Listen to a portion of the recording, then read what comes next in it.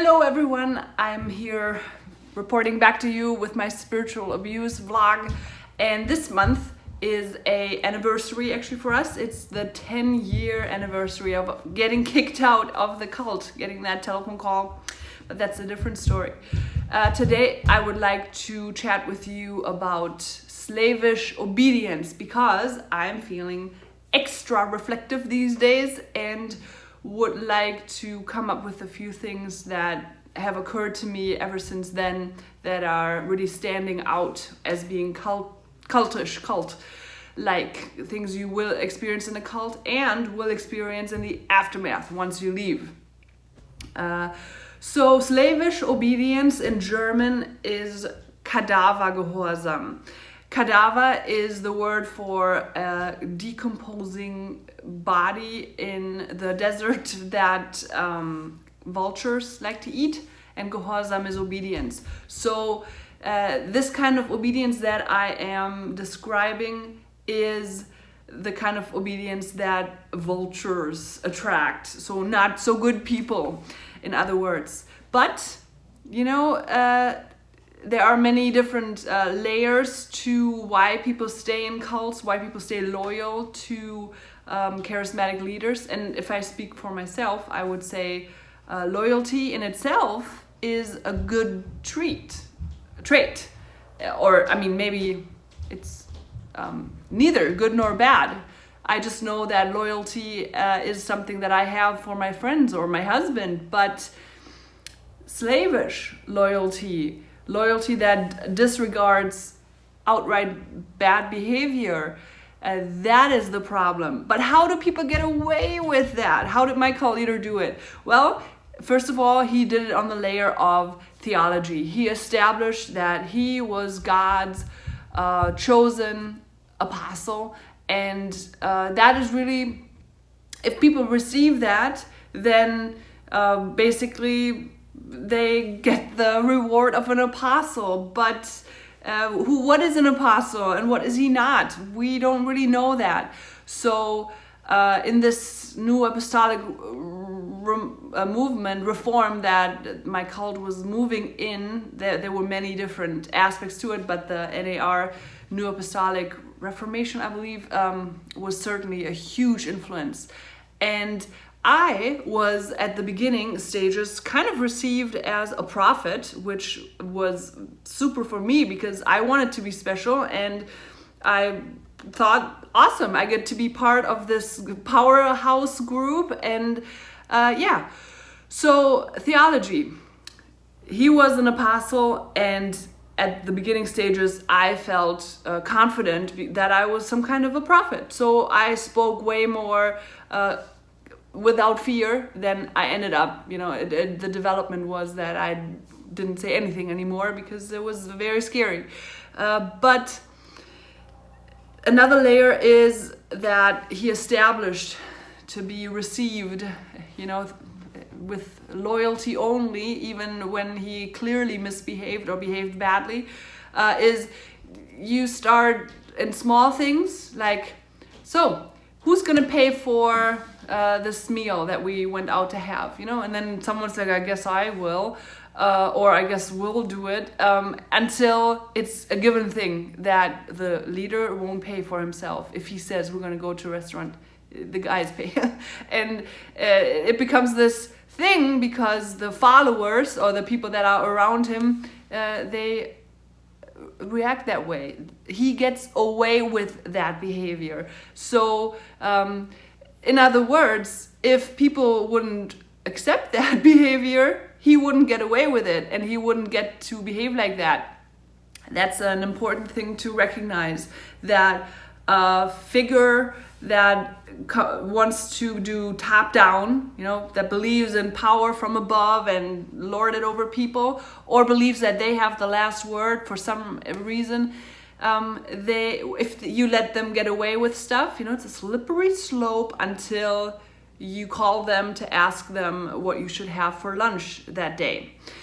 So another layer is that loyalty becomes a thing that is unhealthy, is when you share very personal things. And as you invest time and money and trust into these people, and you think you have some really good experiences with them that would validate them as a person of God or whatever, it becomes harder and harder to be like, yes, there are some good things here, but there's also some very bad things here. And also the fact that my freedom is taken away from me, like I can't just do what I would like to do because they say no, you don't do that, or God says you don't do that. That becomes tricky once you go down that path. Like I said, suddenly you can't attend weddings of your family anymore because, hello birdie, because they say no, and you have nothing left to hold against that. If they take over, it is because you have given them control, hand it over, until really you had no more argument. There are particular Bible verses that cult leaders like to use. It's either someone telling them, you are some kind of a king, you get to, you have the anointing of this and that person in the Bible, and that's why we will just take all the bad that you do because God uses you still and it's all for the good. But again, the same thing applies. You are chipping away at your own ability to listen to God speak to you through your conscience, through your heart, through your gut, because every time something bad happens, you have to tell yourself, I know if he wasn't who he was, I would totally call him out, or I would totally be like, what the heck? Who does he think he is? But because he is who he is, and God thinks like he's the anointed one, and we're not supposed to touch the anointed one, I'm not going to touch the anointed one. I'm not going to stir up a ruckus here. If you do that, just don't be surprised when things start getting really bad and they end really bad. Let me tell you that is the reality of what I've experienced. I told myself that for probably 3 years. He is the anointed one of God and things will go end well. No, they did not end well. I had all sorts of burned relationships, something that I've regretted for the past 10 years, that there were people that I hurt very badly and I wasn't able to get in touch with them again. That's a reality, burned bridges. Also, there are things that I did that saying I'm sorry, that's great, but the hurt that was caused, there's no guarantee that the person is able to forgive. I might be able to say I can forgive everyone, but that doesn't mean that person that I hurt can do that. So, that's another true consequence of slavish obedience. And also all of these little choices I made, give them money here, give them money there, not do this, but do that instead. And, so they were accumulated a lot of things that I just think were mistakes, and I knew that, but I was obedient to the apostle, or the one that had the word of the Lord, apparently, that one that claimed that they get to have the last word of authority. And I have learned that that is not a good thing. That authority is in itself, okay? You don't have to tell someone, because I am this person, now you have to receive what I am saying. No, I have freedom if in my freedom that I am granted by God, say, I see that this is important to you, and I see that you think you have some insight into what is good for me or whatever. I am going with my sense though, and that must be okay. And if that is not okay, that is a dead giveaway that the person has a control issue, that they believe truly that God has instituted them to have some kind of a superior power to you. And so, long story short, this is how people establish their loyal fellowship, and then anything goes. And I would like to share with you some dirt that I have refrained from doing so far, but I'm doing this to prove a point. So the cult leader had a little bit of a problem with the ladies. He is married, and he had actually a girl that he had an affair with. I'm saying girl because she was younger than he quite a bit. And apparently his wife knew too, and he wouldn't, he struggled with not seeing her anymore. I know that because I had a vision. And in that vision, when I brought this vision up to him and the leadership, him and the co-leader was there too, and then my best friend in the group was there too. He confessed about this affair that he had, and the co-leader already knew. And so my friend and I, we were like, what the heck? What? No, of course you don't go over there anymore. This was in a different town. Of course you don't drive there and see her and minister to her, disciple her. You're not the right person for that. You have a wife, you ought to respect her, and that's just it. He actually ended up calling me within a week and tried to talk about that a little bit further if I was sure about, yep. But I said the same thing again. And you know what? He quit asking me because he still wanted to see her. And I don't know how long that went on. And the co-leader apparently trusted him. And then there, fast forward to a huge party that we were at. It was something really fancy. And the leader was dancing with another woman. It was some kind of a salsa dancing. And it was so flirtish with us knowing that he had things with other women before. My best friend in the group and me, we were watching that. And she, who was very close to the leader's wife, said to me, I don't know that I can ever let his wife know about what I'm seeing here. See, that is obedience. It's loyalty to a man, not to truth or to her friend, but to this man of God who got away again and again with awful behavior because people around him supported it. And then the probably most telling instance was, I wasn't present for that, but I heard it once I was out and others were out. We talked about it, that when we women were not allowed to partake in these mission trips anymore into clubs, to flirt with people and lead them to the Lord, hopefully, that he had a girl in a certain town, and that's where the Lord always said to go for a good while. And so one of the young men actually took a photo of him kissing her on the dance floor, And I don't know if he ever told the wife, probably not. There's fear, there's like, this is nasty, I don't want to have anything to do with that. See how decent people that know what they're seeing, what they're witnessing, or maybe even what they're partaking in is bad, but because of whatever allegiance they have to this person in power, they remain silent. They remain complicit.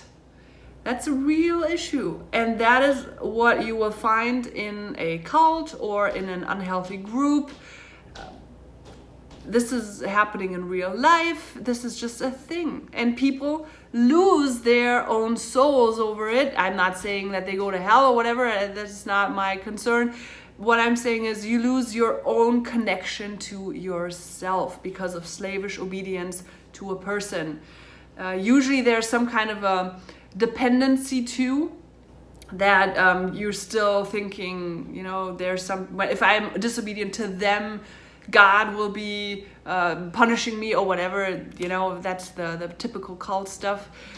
But once that spell is broken, someone like me, I find myself feeling a bit foolish, and I'm more shocked too that my friend, that she wouldn't tell her best friend, because honestly, she was to me a best friend, but the leader's wife, and they had a lot of things in common, hobbies and whatnot, and so they were really tight.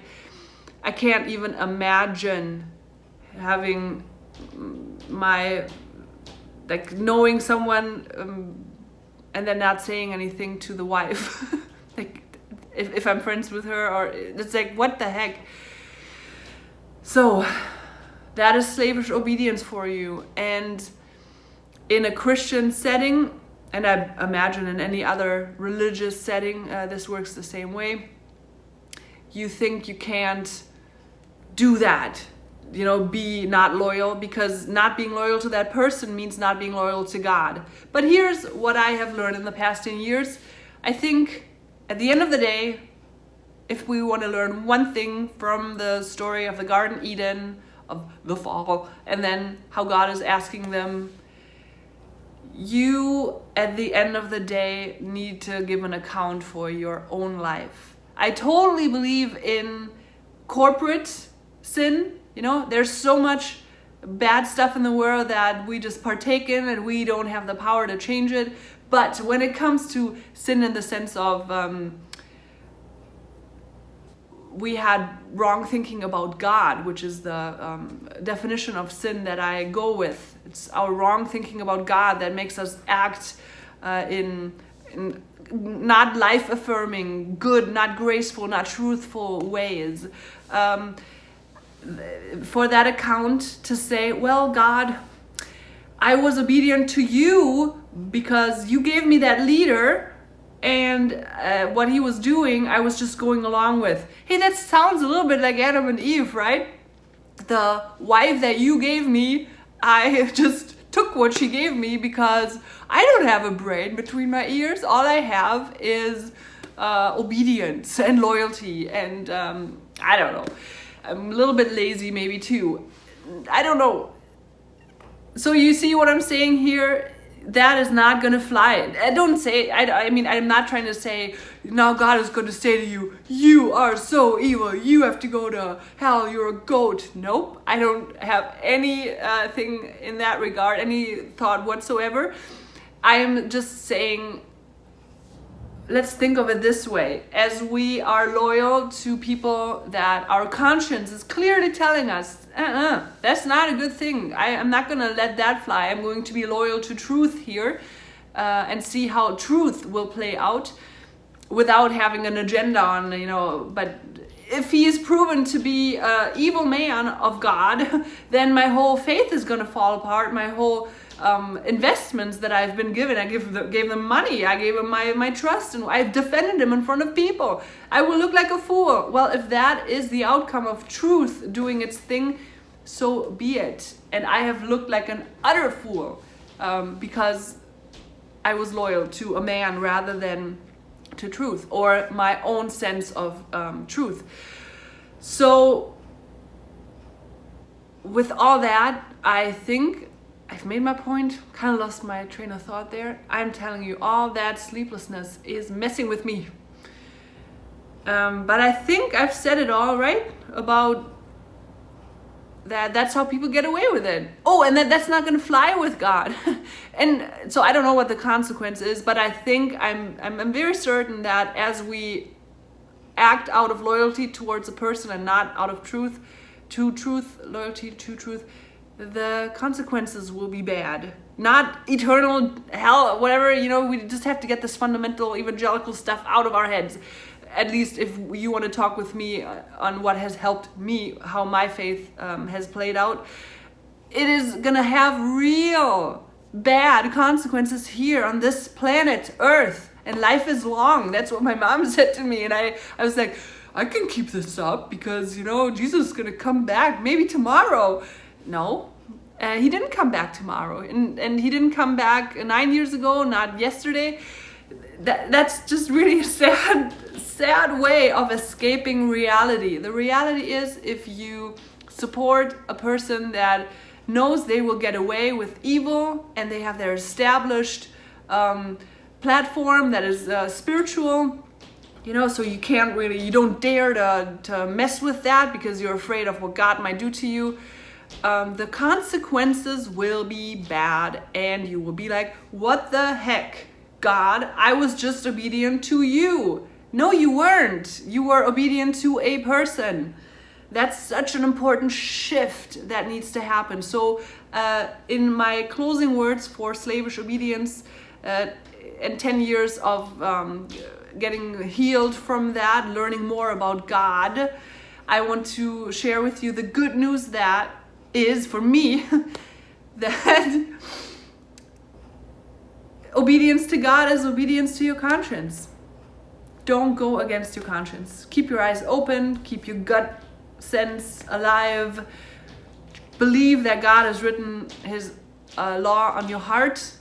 You're capable to see when something's wrong, and if it smells like a skunk, and it looks like a skunk, and it feels like a skunk, and it stinks like a skunk, it is a skunk, very likely. So rather than being afraid of making a mistake when you stand your ground, saying, I'm not going to go along with this, or here is where I draw a line in the sand and say, no, I don't receive that. Don't be afraid that there's going to be hell to pay, because that's not what God is like. I think very, very much that God is truth, and truth, even if it's just half truth, like even if it's just the truth that I say, I couldn't go along with it. I totally missed the move of heaven here because I couldn't go along with it. That's better than later saying, I had to go along with it because I was afraid that you send me to hell if I don't. Okay? It's closer to the truth to say I couldn't go along with it because I couldn't find that in me. So that is really empowering to me, and I hope it helps you too. I think my baby just woke up. Okay, so I have to go. Be blessed abundantly, and I will share more on my reflective stages of now later. Goodbye. Oh, and do ask questions or feedback. I love those comments. Love them. Okay? I just don't love the comments that are in all caps. They look like shouting. They feel like shouting. Not so good. And maybe if you could keep bad words out of there too.